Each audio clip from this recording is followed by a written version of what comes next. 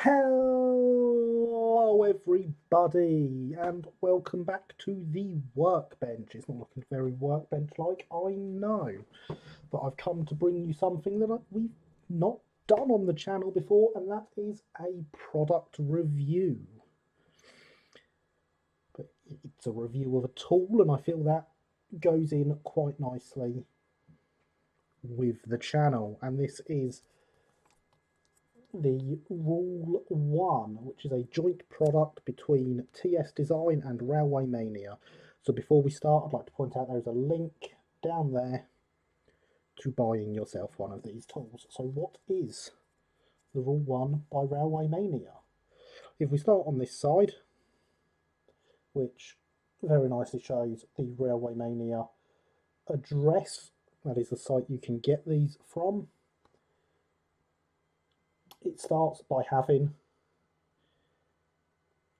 a ruler of just 100mm long, and also a scale rule for 176, which is 00EMP4. So if you're modelling any of those gauges, you've got your scale rule on here. We also have, on the reverse, as you've seen already, a lot of other really useful tools. So if we start with the holes in the centre, these measure diameters of cables and rods and stuff. So, you know, going from 0.45mm, 0.7, 1, 1/5, 2, 3 and 1/8 inch, which will cover most things you need. We then have something that I really wish I'd had sooner, which is a centre finder. So for those that watch the live streams, I've recently been working on the birdcage coaches, and I had to get these marks off the centre because I needed 13mm either side of centre.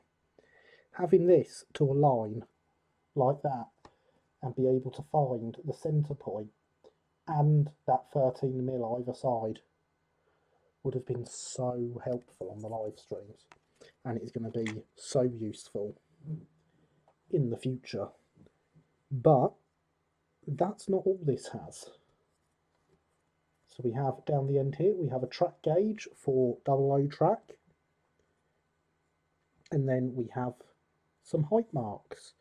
So measuring from the top of the rail here, we get where a tension lock coupling should be lined up, how high your platform should be, and how high your buffer centre should be. And again, that has come in very handy already, finding problems with a couple of locos and buffer locking, so I know what I have to change and on what I have to change them to have the buffers at the right height.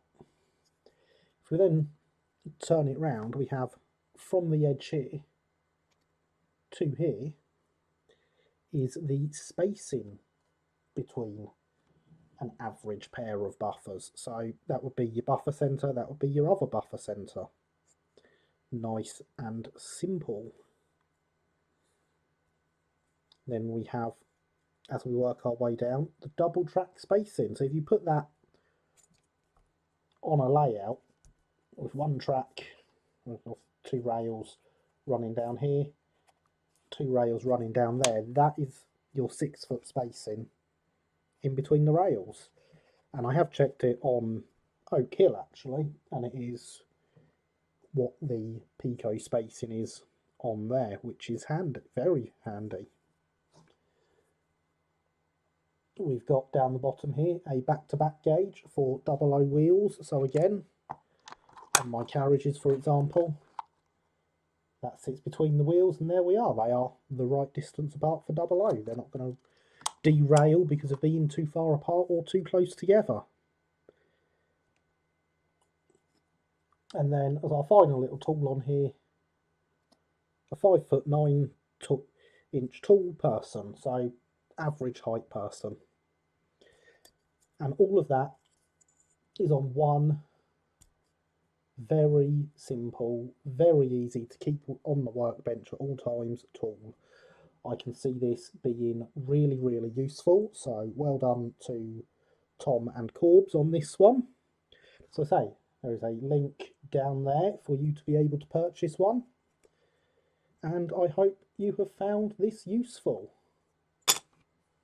Thanks for watching, guys. Bye for now.